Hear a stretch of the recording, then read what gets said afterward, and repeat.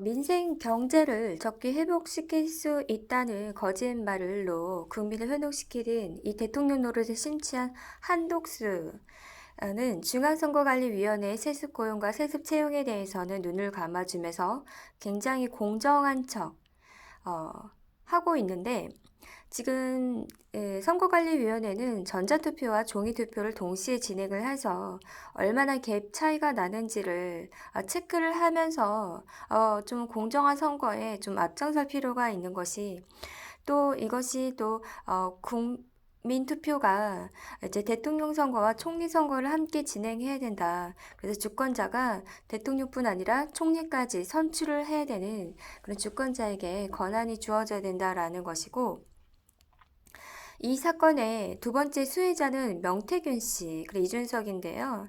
이 명태균 씨와 통화한 명태균을 키워준 그 김종희, 명태균을 책사로 굉장히 포장했던 김종희와 단둘이 통화했던 그래 다른 은닉했던 핸드폰을 빨리 확보할 필요가 있다.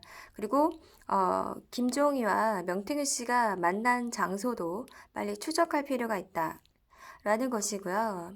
퍼시큐션으로 굉장히 불길이 번져서 어쨌든 그것을 즉시 가결에 됐음에도 해제를 즉시 안 했던, 그리고 퍼시큐션을 굉장히 반기고 즐겨 하면서도 대통령 권한대행 승계하는 꿈에 젖어서 한독수의 배신에 대한 것 때문에 해제를 즉시 안 했던 한독수가 한독수에 대해서 굉장히 배출이 필요하다.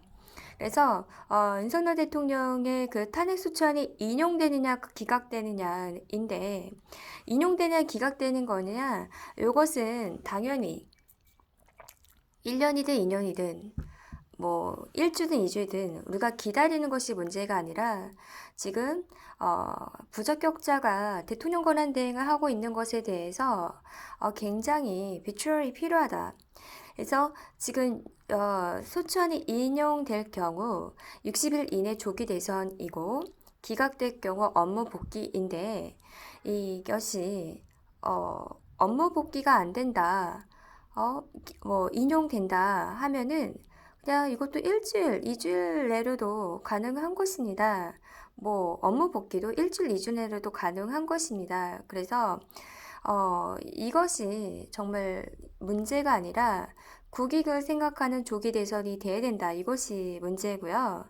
뭐 1년 내에 조기 대선이나 2년 내 조기 대선이나 한 달 내 조기 대선이 그게 중요한 것이 아니라 국익을 생각하는 자. 그래서 증액 예산안 추경 말고도, 영수 회담 말고도 이런 대책이 있는지를, 이런 경제 비상 상황에 대처할 능력이 있는지를 우리가 검증을 해야 되고, 그동안 봤을 때 검증된 사람은 없었습니다. 한덕수도 검증되지 않았고,